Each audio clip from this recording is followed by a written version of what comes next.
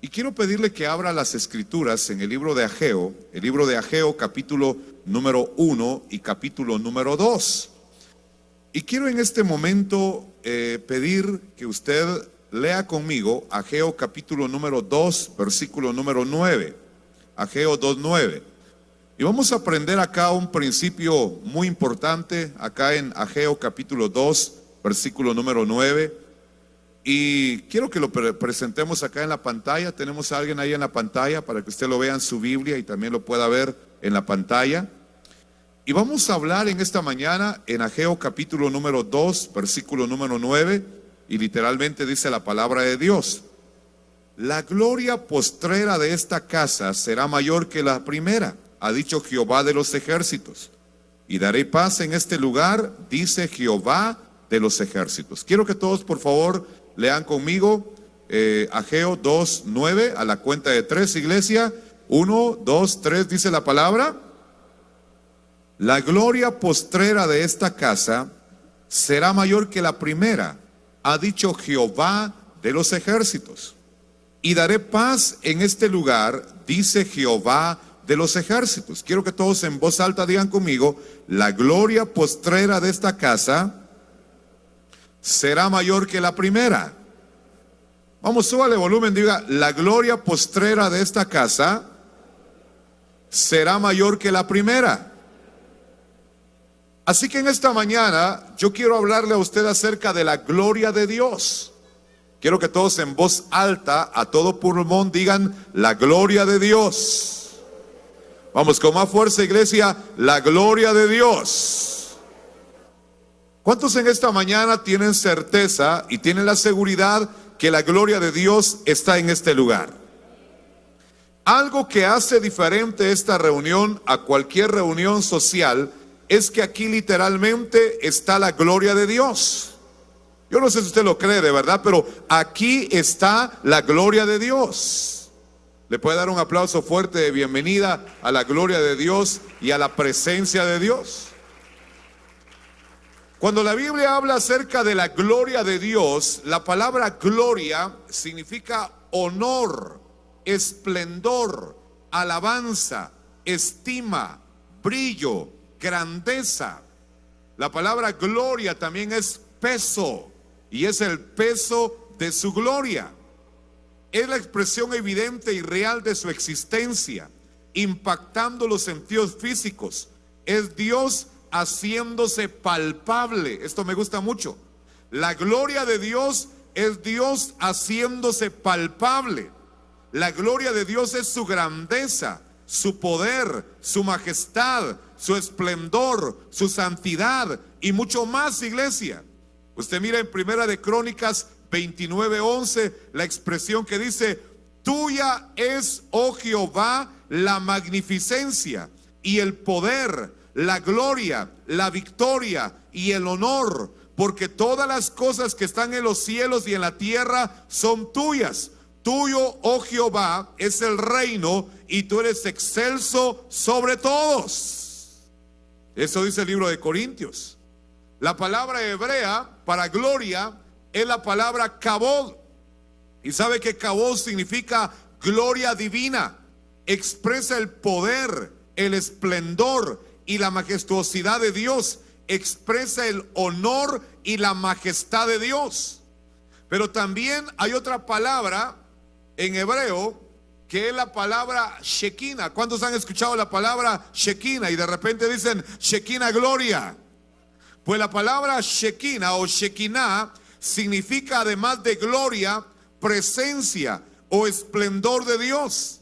Deriva de un verbo hebreo que significa morar o residir. Mire, la gloria Shekinah o la Shekinah me gusta mucho porque literalmente es morar o residir. Por lo que también la gloria se puede identificar como la morada de Dios. Digan conmigo: la gloria es la morada de Dios, la presencia de Dios, la habitación de Dios. Y le vengo a decir en esta mañana: este templo es un templo que es morada de Dios. Este templo es un lugar donde habita la presencia de Dios. Este templo es un lugar donde está Dios, donde vive Dios. Oh, yo veo que algunos están reaccionando a la palabra. ¿Cuántos pueden decir, este es un lugar de morada de Dios? Hermano, este es un lugar morada de Dios. Ahora déjeme decirle algo y le voy a pedir acá que me suban acá el arca del pacto. Mire, el arca del pacto en el Antiguo Testamento tenía un significado extraordinario, iglesia. Y quiero que usted lo observe. Ahí pueden dejarlo, hijos. Quiero que usted lo observe. Porque este arca, mire, esta es una réplica de lo que era el arca del pacto en el Antiguo Testamento. Pero el arca del pacto no era un simple cofre. No era una simple representación. El arca del pacto fue inspirado por Dios a Moisés. Y Dios le dio a Moisés las características y los elementos que tenía que llevar el arca, iglesia. Y vean ustedes, esta es una réplica del arca del pacto. Pero el arca del pacto, el objetivo principal era representar, oiga bien, no que era, sino era representar la gloria de Dios. Representar la presencia de Dios. Y creo que se los he enseñado en más de una ocasión, pero es bueno que retroalimentemos en esta mañana. Querida iglesia, ¿qué significaba o representaba el arca del pacto? Vamos, dígalo con fuerza. ¿Qué representaba, iglesia? Representaba la presencia de Dios. Representaba Dios habitando en medio de su pueblo. Representaba Dios morando en medio de su pueblo. Por eso es que el arca para el pueblo de Israel, iglesia, era parte de su patrimonio. El arca era un símbolo principal de la presencia de Dios. El arca al pueblo de Israel le daba seguridad, le daba certeza, le daba la convicción, le daba la certeza de que ellos no estaban solos, le daba la certeza de que Dios estaba con ellos. Así que donde estaba el arca, toda la gente del pueblo de Israel decía, allí está la presencia de Dios, allí habita la gloria de Dios, allí está Dios. Ese es un lugar de morada y de habitación de Dios. Por eso es que el arca era muy importante, iglesia. Por eso es que David recibió la revelación de edificar un templo donde llevar el arca.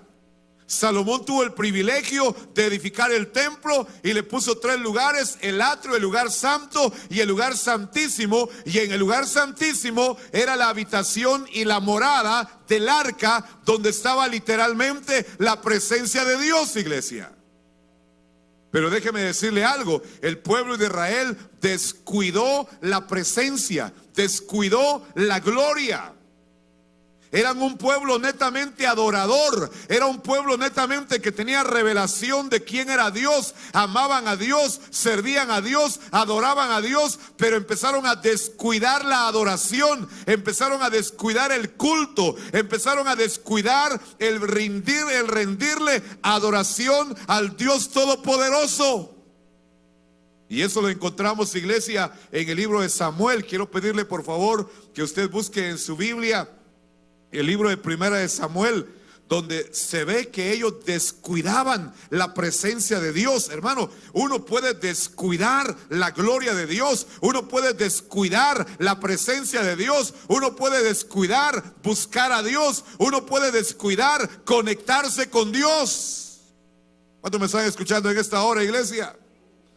Y vamos a ver de qué manera acá Israel descuidó el estar en la presencia de Dios. Vean ustedes acá, mi hermano, el capítulo 2 de Primera de Samuel. Primera de Samuel, espero que todos lo tengan ahí. Primera de Samuel, capítulo número 2, versículo número 17. Voy a ir rápidamente porque hay tanto que enseñar, pero le voy a comentar así rápidamente. Dice Primera de Samuel 2, 17, dice: era pues muy grande delante de Jehová el pecado de los jóvenes porque los hombres menospreciaban las ofrendas de Jehová. Y el joven Samuel ministraba en la presencia de Jehová vestido de un efod de lino. Versículo número 22. Pero Elí era muy viejo y oía de todo lo que sus hijos hacían con todo Israel, y cómo dormían con las mujeres que velaban a la puerta del tabernáculo de reunión. Y les dijo: ¿por qué hacéis cosas semejantes? Porque yo oigo de todo este pueblo vuestros malos procederes. No, hijos míos, porque no es buena fama la que oigo, pues hacéis pecar al pueblo de Jehová.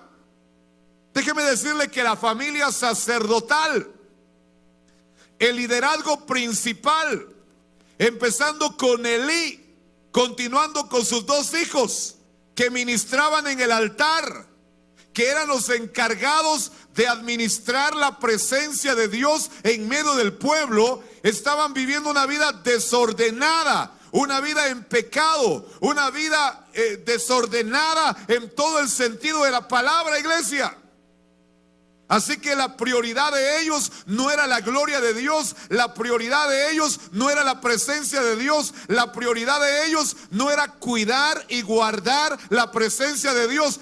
Ellos, hermanos, buscaban sus propios intereses y buscaban sus propios placeres y buscaban sus propios beneficios y buscaban sus propios intereses. Y literalmente el liderazgo principal, ¿cómo estaba, iglesia? ¿En santidad o en pecado?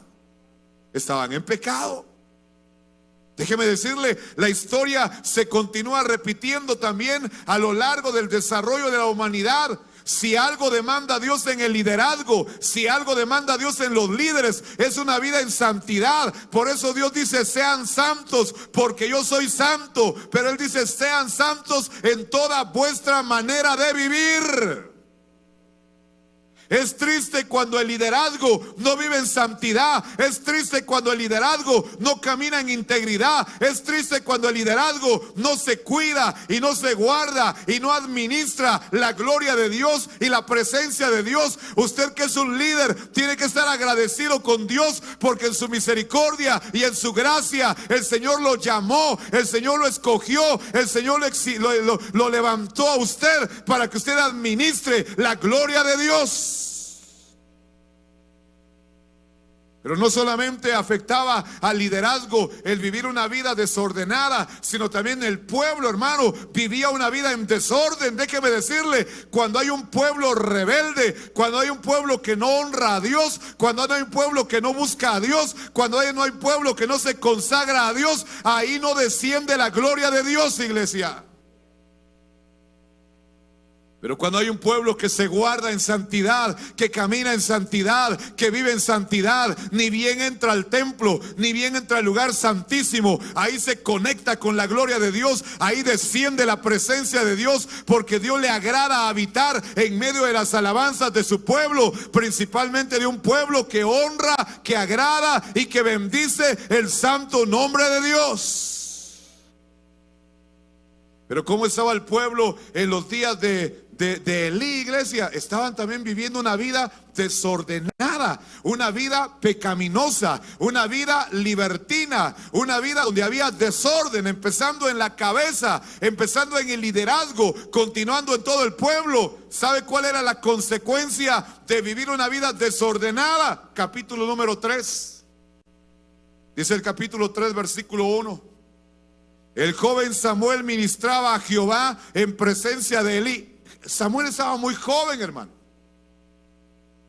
¿Y qué consecuencia se reflejó en el pueblo? Dice: el joven Samuel ministraba a Jehová en presencia de Elí. Y la palabra de Jehová, ¿qué sucedía con la palabra de Jehová? Escaseaba. ¿Y qué más, iglesia? Escaseaba en aquellos días. No había visión con frecuencia. En otras palabras, iglesia, el servicio, el culto era un servicio monótono, desabrido, sin sabor, y no porque Dios no quisiera manifestar su gloria, sino que el pueblo había descuidado la gloria y la presencia de Dios, iglesia, y como consecuencia no había revelación en la palabra, había escasez en la palabra, no había visión en aquellos días, no había revelación de la palabra. En otras palabras, estaban viviendo, mi hermano, un desierto espiritual, una sequedad espiritual. Déjeme decirle algo: vivir una vida seca, una vida sin vida, una vida sin la presencia de Dios. Por eso es que el salmista de David decía: no me eches de delante de tu presencia, ni quites de mí tu Santo Espíritu.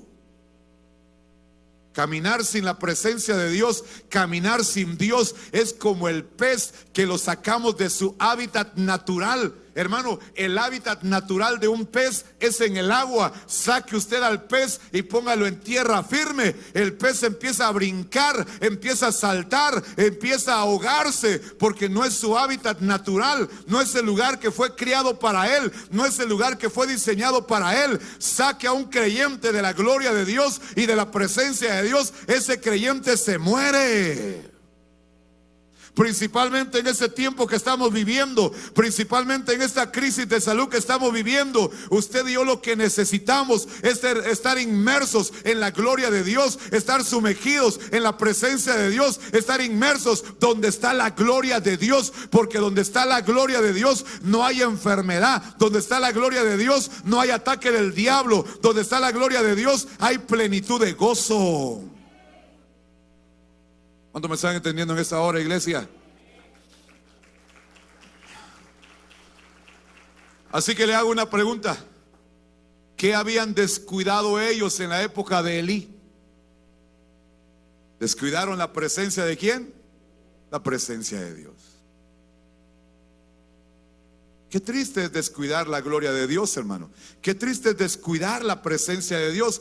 Dice la Biblia: y la palabra de Jehová escaseaba en aquellos días, y no había visión con frecuencia. Pero ¿sabe qué más? Vayamos al capítulo número 4. Mira acá lo que dice la palabra de Dios en el capítulo número 4. Dice: capítulo 4:2. Y los filisteos presentaron la batalla a Israel, y trabándose el combate, Israel fue vencido delante de los filisteos. Diga todo conmigo: Israel fue vencido. ¿Qué pasó con Israel, iglesia? Fue vencido. Déjeme explicarle lo siguiente. Usted y yo todos los días tenemos batallas. Usted todos los días batallamos. Usted y yo todos los días guerreamos. Tenemos batallas, tenemos peleas, tenemos guerras, iglesia. Todos los días de la vida batallamos con aspectos de la vida, con circunstancias de la vida. Y tenemos a un enemigo que se levanta como león rugiente, viendo a quién devorar, viendo a quién destruir. La Biblia dice en San Juan 10:10 que Satanás ha venido para matar, hurtar y destruir. Es la especialidad de Satanás, iglesia.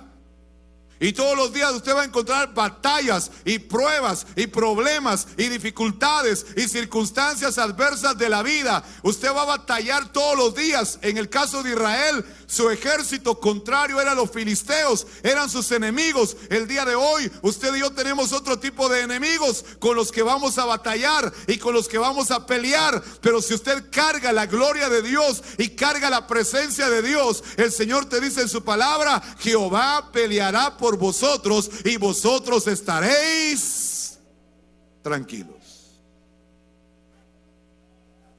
Oh, yo no sé cuántos están creyendo la palabra, iglesia. Yo quiero que levante sus dos manos y diga: Jehová peleará por mí. Vamos con fuerza, diga: Jehová peleará por mí y yo voy a estar tranquilo. Ya vamos entendiéndonos con ustedes, ¿verdad?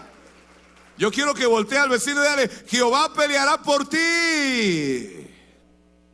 Y tú tranquilo. Hermano, si usted es un portador de la gloria de Dios, si usted carga la gloria de Dios, usted tranquilo.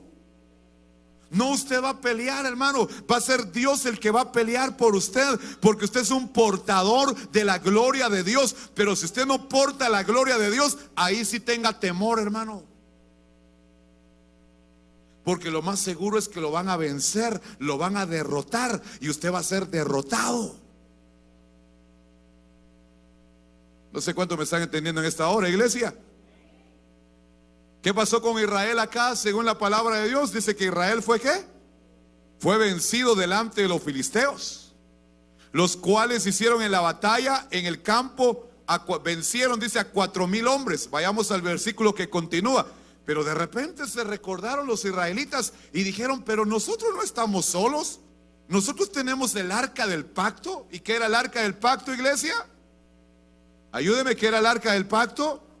Era la presencia. Oiga bien, dice acá: cuando volvió el pueblo al campamento, los ancianos de Israel dijeron, ¿por qué nos ha herido hoy Jehová delante de los filisteos? Todavía preguntaban, ¿verdad? ¿Cómo vivían ellos anteriormente? Empezando con el liderazgo.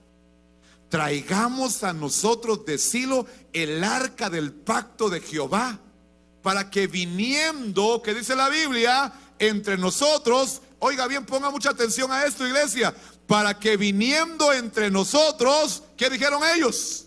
Nos salve de la mano de nuestros enemigos. Y se estaban refiriendo ¿a qué? Al arca del pacto. Dijeron, porque ellos sabían que tener el arca, ¿qué era, hermano, tener?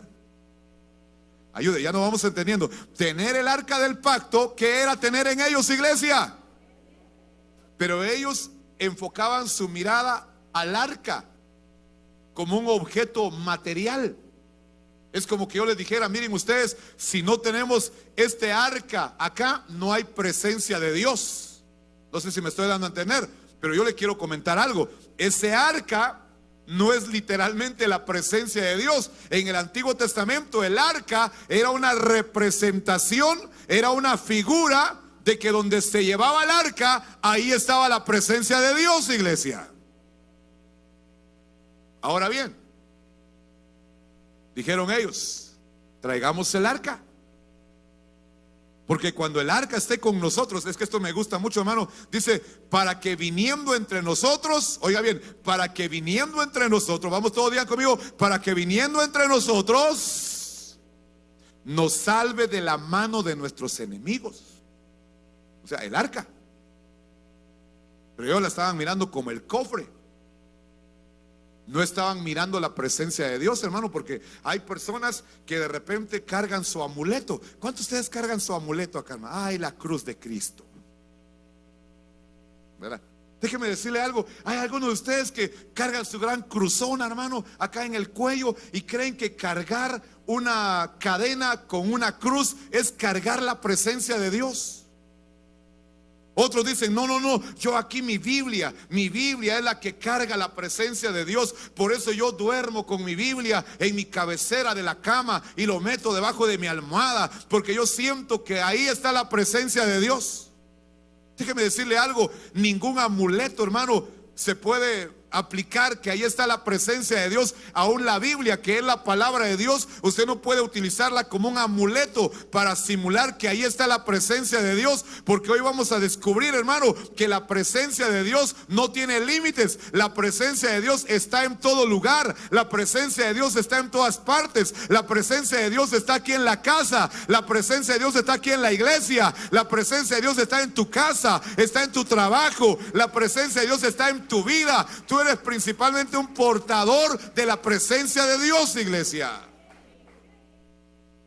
Pero entonces aquí ellos dijeron, el arca nos va a dar seguridad y nos va a ayudar a derrotar a nuestros enemigos. Y trajeron el arca. Y veamos qué pasó acá, hermano. Versículo que continúa. Y envió el pueblo a Silo y trajeron de allá el arca del pacto de Jehová de los ejércitos, que moraba entre los querubines. Y los dos hijos de Elí, ¿cómo se llamaban los dos hijos de Elí, iglesia? Ofni y Fines. Mire, pero ¿qué estaban haciendo en el capítulo anterior? ¿Está aquí conmigo usted o no, hermano? ¿Qué estaban haciendo en el capítulo 2, versículo número 17 estos dos hijos de Elí, Ofni y Fines, ¿qué estaban haciendo, iglesia?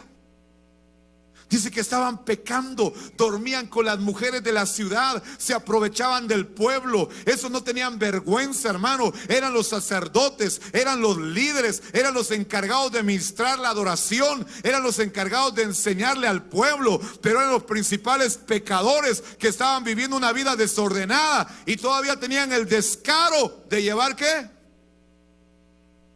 Ayúdeme, ¿de llevar qué, iglesia?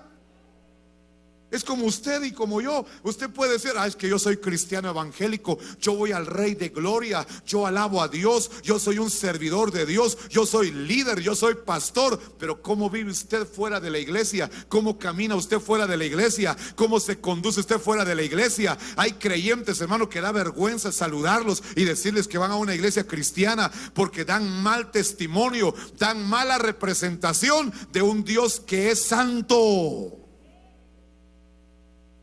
Entonces hay gente que dice, no ir yo a la iglesia, ¿para qué? Estoy mejor yo como estoy. Esos que dicen que son creyentes evangélicos y mire usted cómo viven, chupan todavía. Mejor no tenés otras palabras, ¿verdad?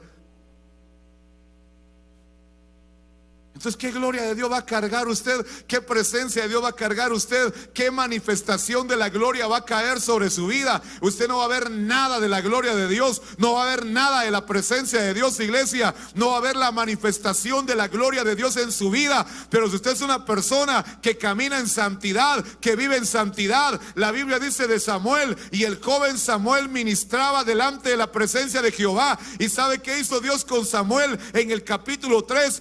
Dice la Biblia que Samuel halló gracia delante de la presencia de Dios. Por eso el Señor lo dejó en lugar del sacerdote Elí. Quitó a Elí, murió Elí y sus dos hijos en un mismo día, producto de su pecado, consecuencia de su pecado. Y Dios se levantó a una generación nueva de sacerdotes, empezando con el sacerdote Samuel, y lo honró y lo levantó porque era un hombre conforme a su corazón. Pero aquí estaba, no me lo quite, hijo. Aquí estaba ¿quién? Elí y Ofni. No, era Ofni y Fines, que ellos llevaban ¿qué, hermano? Esos eran unos sinvergüenzas, ¿verdad? Porque déjeme decirle algo, aún así hay gente sinvergüenza también en la iglesia, hermano. Mire, vienen a servir a Dios, vienen a buscar a Dios, pero en el fondo de su corazón son lobos rapaces. Hoy yo no sé cuántos me están escuchando en esta hora. Usted lo puede mirar alabando a Dios, glorificando a Dios, cantando en la alabanza, sirviendo en cualquier área de la vida, pero usted no conoce la vida que ellos están viviendo en lo más secreto y en lo más profundo de su corazón. Pues déjeme decirle algo, si alguien sirve así y no se arrepiente y no cambia su manera de actuar y su manera de vivir, hasta puede perder la vida como la perdió Elí, Ofni y Fines en un solo día, iglesia. Uy, eso es delicado. Así que ellos, mire usted, dice la Biblia acá, dice, mire, es que es increíble. Y envió el pueblo a Silo y trajeron de allá el arca del pacto de Jehová de los ejércitos, que moraba entre los querubines. Pero haga énfasis conmigo, la Biblia dice, y los dos hijos de Elí, Ofni y Fines, estaban allí con el arca del pacto de Dios. Estaban ellos, mire usted, paraditos, como que aquí estamos bien portaditos, ¿verdad? Somos portadores de la presencia de Dios. Dios camina con nosotros, representamos a Dios, somos sacerdotes, ministramos en el altar, nosotros cargamos y llevamos la gloria y la presencia de Dios. Pero nadie puede engañar a Dios, hermano. Diga todos conmigo, nadie puede engañar a Dios. ¿O si le podemos engañar a Él, iglesia? Entonces vea usted qué pasó acá, porque es increíble esta historia, iglesia. Veamos acá en el versículo que continúa. Rápidamente, hijo, fluya conmigo. Dice la Biblia: aconteció que cuando el arca del pacto de Jehová, oiga bien esto, porque el pueblo de Israel, hermano, tenía el concepto claro de lo que representaba tener el arca. Les voy a preguntar nuevamente, ¿qué representaba para el pueblo de Israel tener el arca? Dígamelo en voz alta. ¿Qué representaba para el pueblo de Israel tener el arca, iglesia? La presencia de Dios. Donde ellos miraban el arca, allí estaba la presencia de Dios. Donde el arca se movía, allí estaba la presencia de Dios. Cuando el arca salía del templo o del tabernáculo, allí estaba la presencia de Dios. Y déjeme decirle algo, hermano, el arca tenía un lugar especial donde habitar. Cuando fue en la época de Moisés, en la época de Josué y en la época de David, habitaba en un tabernáculo, en una tienda de campaña. Cuando fue la época de Salomón, se levantó el templo y habitó en el templo. Pero muy pocas veces el arca salía del tabernáculo o salía del templo. El lugar del arca era el tabernáculo o era el templo. Cuando el arca salía del templo o del tabernáculo, era por una ocasión de verdad, mire, especial y extraordinaria, iglesia. ¿Cuántos me están entendiendo? Así que portar el arca, llevar el arca, era llevar la misma presencia de Dios. Pero ahora vean ustedes acá qué sucedió. Dice la Biblia: aconteció que cuando el arca del pacto de Jehová llegó al campamento. ¿Qué pasó con todo Israel, hermano? Oiga bien lo que la Biblia dice: todo Israel gritó con tan gran júbilo que la tierra, ¿qué pasó con la tierra, iglesia? O yo no sé cuántos en esta hora pueden gritar con tan gran júbilo. Ay Dios, usted, hermano. Vamos a ponerlo en práctica. ¿Qué llegó al campamento? ¿Y qué era el arca, iglesia? Y cuando ellos vieron la presencia de Dios, ¿qué dice la Biblia acá? Todo Israel gritó con tan gran júbilo que la tierra tembló.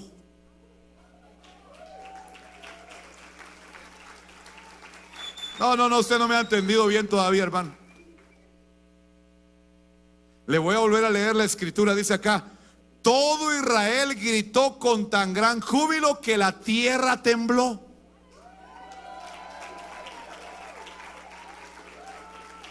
Pero usted se queda todavía sentadito mirándome acá, hermano. Yo le vengo a decir en este momento: este arca que está acá en el Antiguo Testamento era la presencia de Dios, pero más adelante usted va a ver que la gloria postrera será mayor que la primera. Entonces mire, ya me agarró usted la onda, ¿o no, hermano? ¿Qué fue lo que llegó al campamento? ¿Y qué reaccionó el pueblo? Dice que todo el pueblo, ¿qué? Gritó con tan gran júbilo en la tierra. Y usted, hermano, en la calle sí le gusta gritar, ¿verdad? Allá sí es gritonazo usted, pero en la casa de Dios uno le dice: alabe a Dios, glorifique a Dios, exalte a Dios. Dios está acá, Él habita en este lugar. Aquí está la presencia de Dios.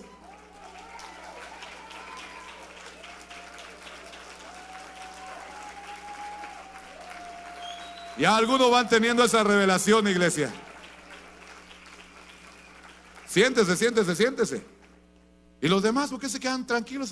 Ay, no, es que me da vergüenza, me da pena, ¿verdad? Pero no le da vergüenza gritar en el estadio, gritarle a su mujer allá en la calle, gritarle a sus hijos. Hermano, ellos solamente vieron llegar el arca del pacto, vieron llegar la presencia de Dios, y la Biblia dice que todo Israel gritó con tan gran júbilo que la tierra tembló. Por eso le vengo a decir en este momento, le tengo una buena noticia: aquí habita la presencia de Dios. Yo no sé cuánto lo creen. Yo no sé cuánto lo creen en esta mañana. Póngase de pie en esta hora y yo quiero que dé su mejor celebración. Yo quiero que usted diga: aquí habita la presencia de Dios, aquí habita la gloria de Dios.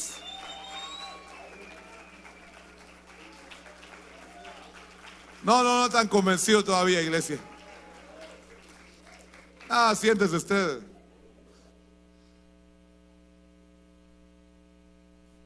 ¿Cómo no emocionarse, hermano? ¿Cómo no alegrarse? Les hago una preguntita. Según el versículo 2, ¿ganaron ellos la batalla o iban perdiendo la batalla? Ellos perdieron la batalla, hermano. Entonces vinieron los ancianos y dijeron: traigamos la presencia de Dios, traigamos el arca del pacto.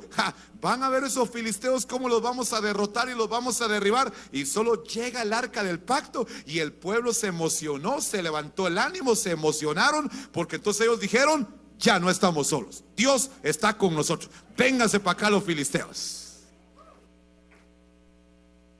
Pero oiga, Es que eso provoca la presencia de Dios, hermano. Si tú eres una persona que carga la presencia de Dios y carga la gloria de Dios, no tienes que tener temor, no tienes que tener miedo. Que venga el diablo, hermano, y el diablo no va a poder contigo. Que vengan los demonios, no van a poder contigo. Que vengan los problemas, no van a poder contigo, porque tú eres un portador de la gloria de Dios. Tú cargas la gloria de Dios. En ti está la presencia de Dios, hermano. Ahora bien, si no estás bien, ahí sí ponte a temblar, hermano. Porque lo más seguro es que te van a dar una tu sacudida y una tu somatá. Que para qué te cuento, hermano. Miren la reacción del enemigo.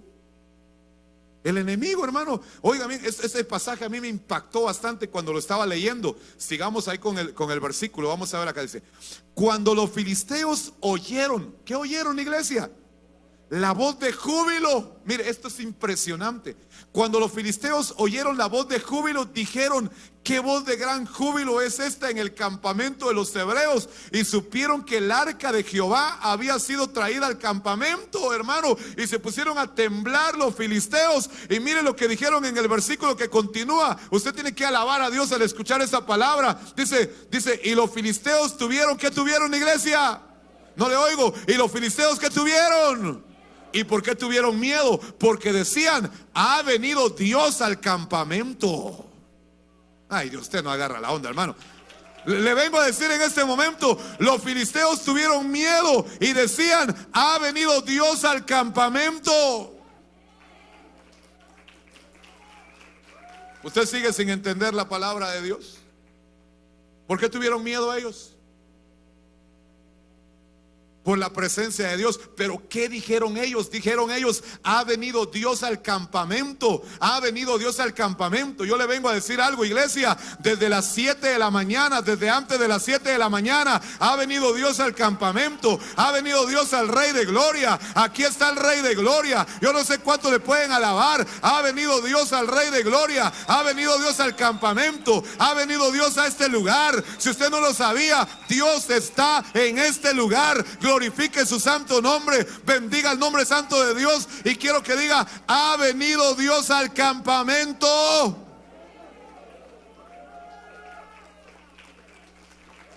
¿Cuántos pueden celebrar la presencia de Dios en el campamento? ¿Cuántos pueden glorificarla? Y los de la alabanza, ¿qué desaparecieron? ¿Qué? Ha venido Dios al campamento. Diga conmigo: ha venido Dios al campamento. Ha venido Dios a este lugar.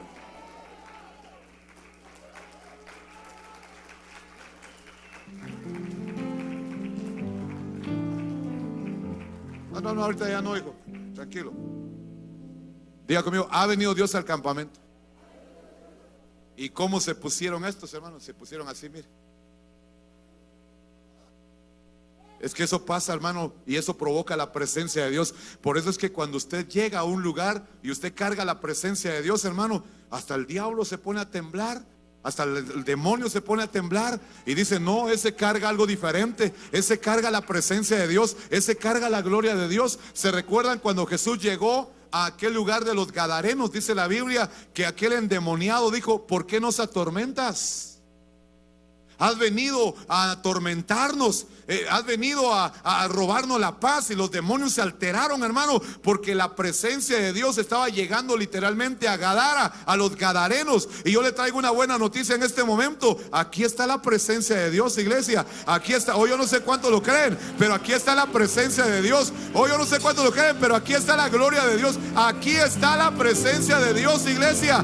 Vamos, denle grito de júbilo, denle palmas, alabe al Rey en esta hora. Y dígale: aquí está la gloria de Dios, aquí está la presencia de Dios. Aquí habita Dios. Mire, si Dios no habitara acá, hermano, duérmase.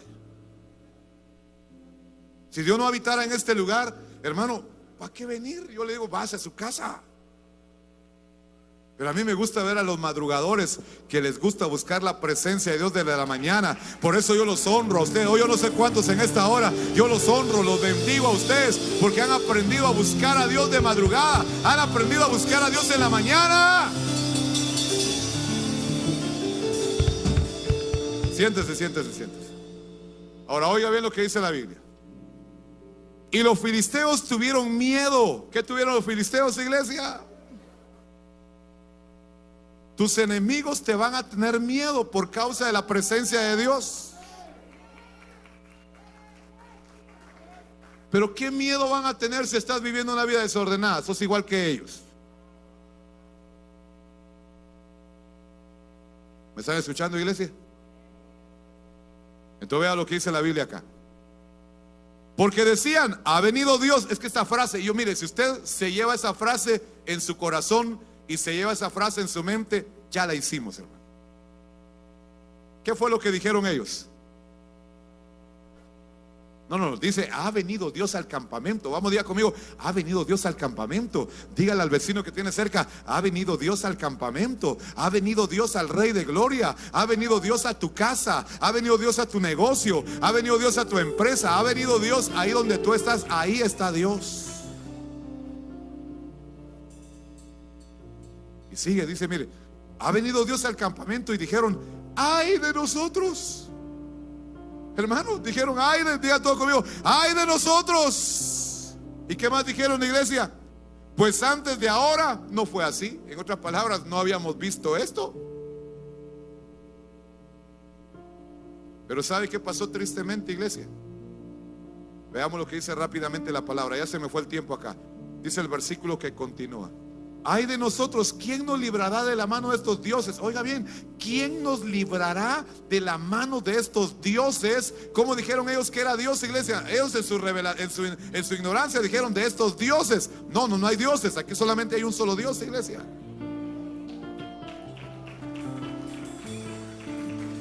Pero ¿qué dijeron ellos? ¿Quién nos librará de la mano de estos dioses? ¿Cómo es Dios, iglesia? Para más el mundo lo sabe. Y los que no lo saben son los del pueblo de Dios. ¿Quién nos librará de la mano de estos dioses poderosos? Estos son los dioses que hirieron a Egipto con toda plaga en el desierto. Estaban hablando de Dios, hermano. En su revelación ellos decían dioses, pero hay un solo Dios. Sigamos en el versículo. Dice el versículo que continúa acá. Dice, pero aquí estos se animaron. Dice, esforzaos, oh filisteos, y sed hombres, para que no sirváis a los hebreos como ellos nos han servido. Y vosotros sed hombres y pelead. Aquí ellos se levantaron, hermano. Ellos no tenían la presencia de Dios. Ellos se animaron dentro de ellos mismos. Y le voy a hacer una pregunta. ¿Quién cree usted que ganó? Contésteme. ¿Quién ganó? ¿Quién ganó, iglesia? No le oigo. ¿Quién ganó? Solo el hermano acá entendió la palabra. No ganaron los hebreos, hermano. Usted dirá, ¿pero por qué? Mejor se lo vamos a mostrar acá bíblicamente. Veamos acá lo que dice el versículo número 10, iglesia. Dice la palabra, pelearon pueblos filisteos e Israel. ¿Qué pasó con Israel, iglesia? Pelearon pueblos filisteos e Israel fue vencido y huyeron cada cual a sus tiendas y fue hecha muy grande mortandad, pues cayeron de Israel 30,000 hombres de a pie. Hermano, ¿por qué perdieron?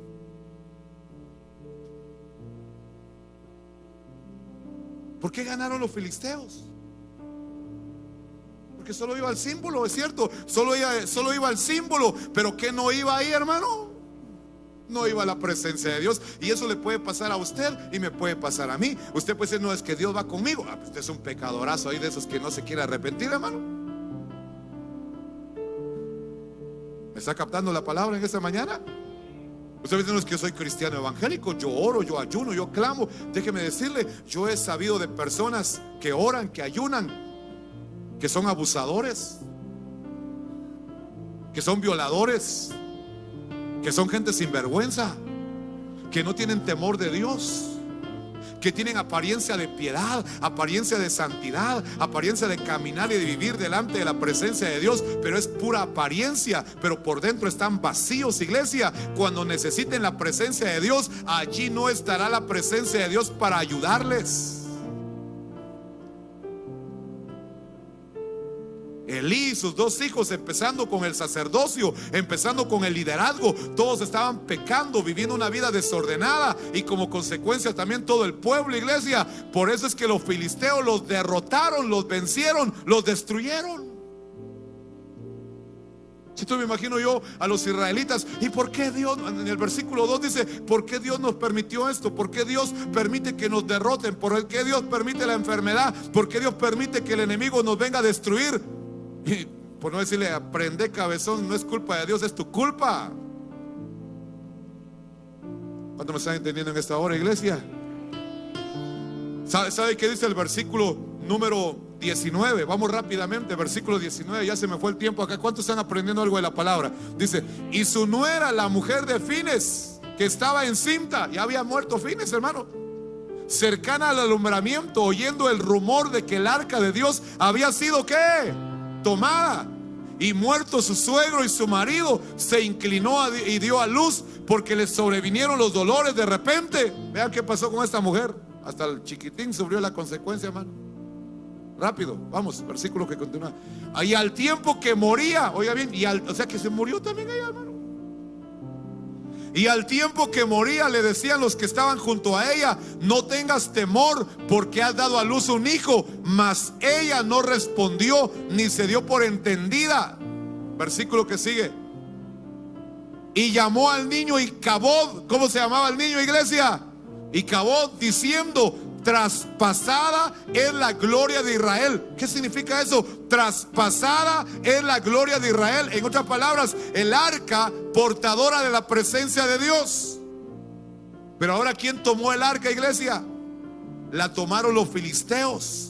Entonces fue traspasada la gloria de Dios hacia los filisteos, y por la muerte de su suegro y de su marido. Y por eso le llamó a su hijo Icabod, que significa traspasada es la gloria de Israel. Hermano, ¿para qué sirve nuestra vida sin la gloria de Dios? ¿Para qué sirve nuestra vida sin la presencia de Dios? Por eso Moisés en aquella ocasión dijo, si tu presencia no va conmigo, yo no me muevo de este lugar. Si tu presencia no camina conmigo, yo no me muevo de este lugar. Si tu presencia no me acompaña, yo no voy a la misión que tú me estás llamando. Porque él sabía que sin presencia era fracaso seguro, hermano. Pero con presencia y con gloria de Dios era éxito seguro.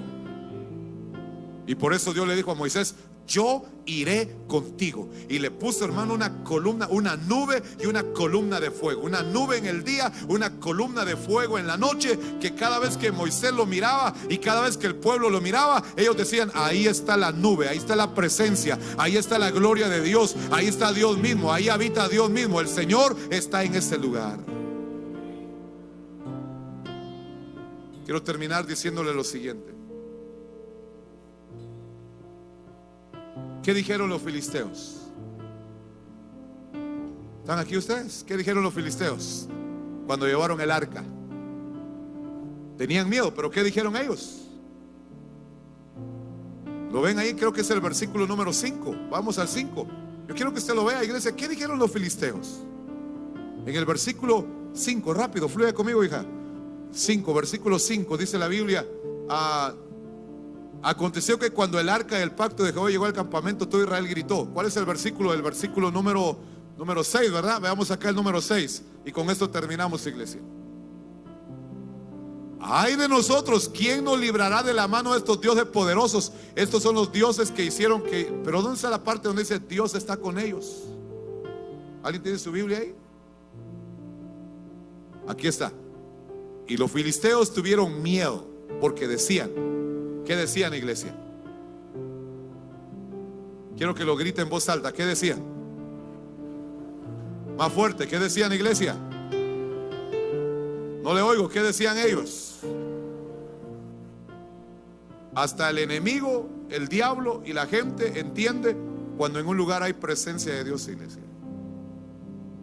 Ha venido Dios al campamento porque había llegado la presencia, había llegado el arca. Aunque tristemente llegó solo el símbolo. Pero que no había, hermano. No había presencia. Y usted ya se dio cuenta por qué no había presencia.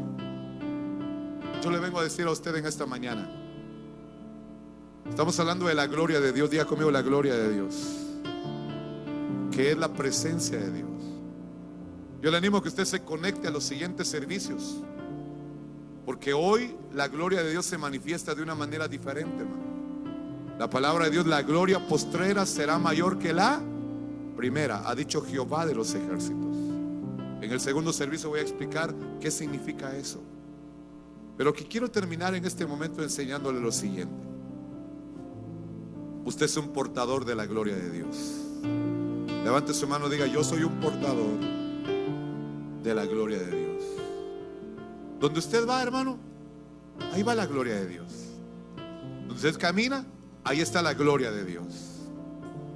Pero eso sí, si usted está en pecado, Dios no habita donde hay pecado, hermano.